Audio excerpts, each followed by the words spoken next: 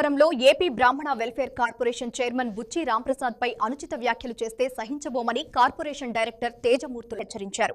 ఇటీవల వైసీపీ నేత శ్రీకాంత్ చేసిన వ్యాఖ్యలను తీవ్రంగా ఖండించారు. తూర్పుగోదావరి జిల్లా రాజమహేంద్రవరంలో కార్పొరేషన్ డైరెక్టర్ తేజమూర్తులు మాట్లాడారు.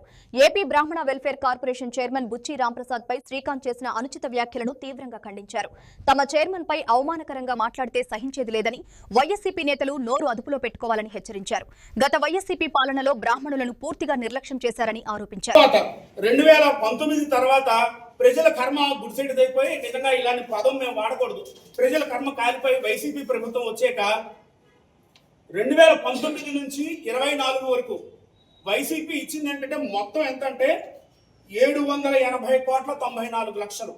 మొత్తం 5 సంవత్సరాలకు గాను వైసీపీ ప్రభుత్వం ఇచ్చింది 780 కోట్ల రూపాయల 94 లక్షల రూపాయలు మాత్రమే ఇచ్చింది. తర్వాత వైసీపీ ప్రభుత్వం చేసిన అపృత్యాలు కానీ, ప్రజల మీద తీర్చుకున్న కసి కానీ, ప్రజలు పవన్ కళ్యాణ్ గారు ఆ రోజే చెప్పారు జగన్ అధపాతాలను తొక్కేస్తానని. ఆ తొక్కేసిన సందర్భంలో జగన్మోహన్ రెడ్డి గారికి 11 సీట్లు వచ్చాయి. ఆ సీట్లు వచ్చాక కూటమి అధికారం చేయలేక, కూటమి ప్రభుత్వం అధికారం వచ్చిన ఈ 18 నెలల్లో మీరు సుమారు 780 కోట్లు ఇస్తే మేము 2024 నుంచి కూటమి ప్రభుత్వం వచ్చాక 24-25 సంవత్సరానికి గాను సుమారు 74,000 లబ్ధిదారులకు సుమారు 10,76 లక్షలు. మొత్తం 2025 అంటే ఈ 18 నెలల్లోనే ఇంచుమించు కూటమి ప్రభుత్వం ఇచ్చింది 571 కోట్ల రూపాయలు. 570,77 లక్షల రూపాయలు.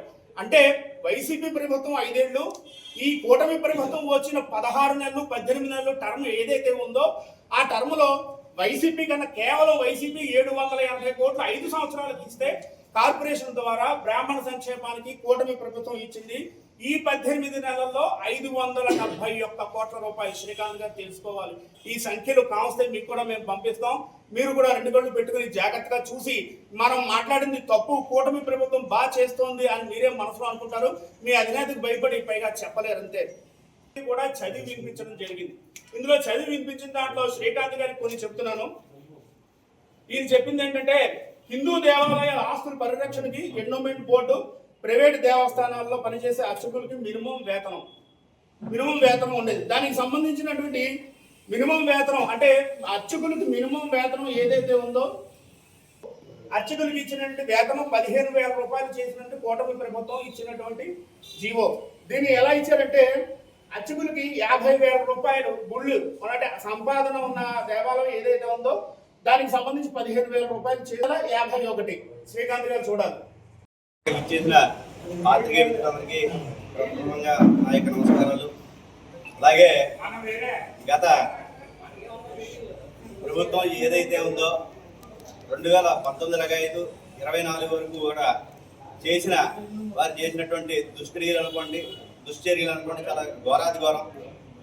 అందులో ఇప్పుడు ఈ ప్రస్తావన ఎందుకు వచ్చిందంటే మా ప్రభుత్వం వచ్చిన దగ్గర నుంచి, కూటమి ప్రభుత్వం వచ్చిన దగ్గర నుంచి కూడా ఎంతసేపు జనాలకి ఏం చేయాలి, ఇక్కడ రాష్ట్రాన్ని అభివృద్ధి ఎలా చేయాలని చెప్పి దిశగా వెళుతూ అనేక రకాలైనటువంటి సంక్షేమాలన్నీ కూడా ఇస్తూ వెళ్తున్నారు.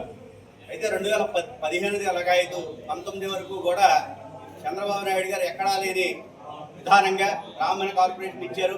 దాంట్లో దాదాపు